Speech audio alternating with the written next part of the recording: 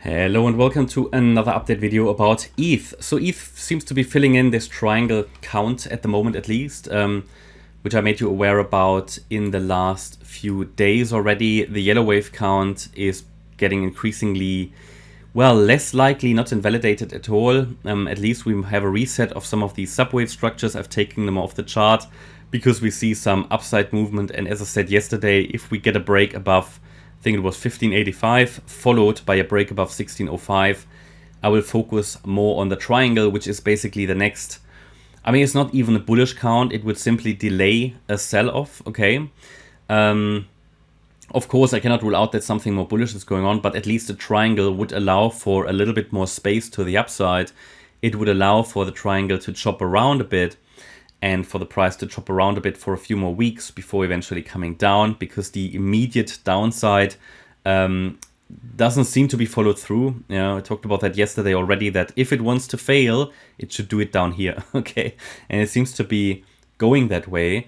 But very important to understand that even in an Elliott Wave triangle, first of all, with a triangle, it's way too early to really confirm a triangle, because I can only really highlight the potential here. But the problem with the triangle is you need at least 3 waves really to confirm it. And if it's a triangle, then it would be A wave, B wave. The C wave is unfolding right now in a WXY structure most likely. A C wave is often a more complex structure. And then a D wave and an E wave, okay?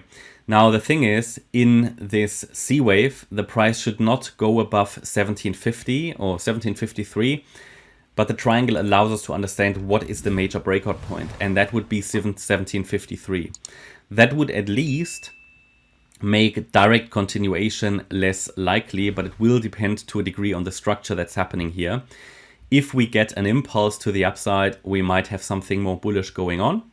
Bitcoin obviously pushing the limits of the bearish count and also might go for a more bullish scenario, which is the wide wave count on the Bitcoin chart.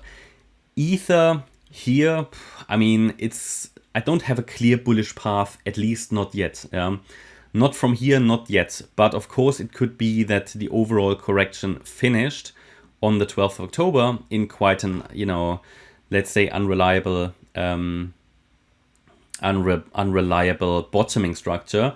But nevertheless, the support areas sort of generated responses, okay, which is what we saw coming, that we at least would get some kind of a bounce or response from here. And now we need to see, okay, is a triangle being filled in or something different? I mean, for a real low to be in, wow, I mean, it would be an unlikely bottoming structure, not only because the move down seems to be only in 3 waves, but also because this here was not impulsive to the upside. Yeah, we'll see. We'll see. It's going to be interesting. Certainly, at the very least, this now opens the door for a higher C wave in the triangle, and a break above 1753 would invalidate the triangle, would unlock basically something more bullish. If we completely invalidate the direct yellow pathway, I might introduce a more bullish one. But then I need to see a little bit of price data to give you an idea of what is the next likely bullish option. For now, I think it is important to know, which is nothing new, that yes, a low could be in, but we need additional evidence, like a first 5-wave move up, 3-wave move down. Until then, Ether can still surprise in a triangle, basically chopping around a little bit, which just indicates this potential. I just want to make you aware with this triangle as well, that don't vibrate out of your chairs just yet. Just be aware we could be chopping around in this range a little longer. And yeah, just a few green candles don't make a bullish structure. Overall, though, don't forget, on the daily time frame, we are tracking a bullish structure, and we want ETH to go to around about 3 to 4K. Yeah, looking at the lower time frame, I mean, if this is a triangle, then ETH would be working now on an A wave most likely. At some point we should get a B wave retracement. As soon as the A wave has topped, I might indicate support for B to trade wave C if someone wants to. Bear in mind, trading within a triangle is always difficult. Not really high quality setups, but I will still indicate support. Yeah, and I think this is the situation we're dealing with right now. So potential uptrend here to an A wave. Oh yeah, target for the C wave I wanted to add. So basically the C wave of the triangle. What is a target for the C wave?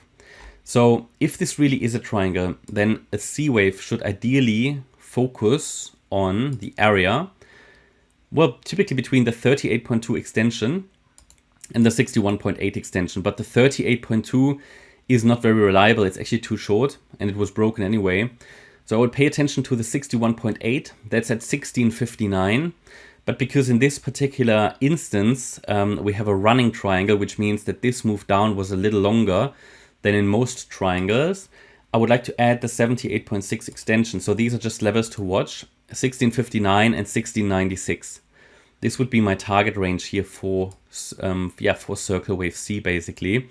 Let's see if we get there. It's just an area to watch basically. It's just a pivot, as it's still very early here in a potential turnaround. And the triangle definitely gives you a bit of orientation.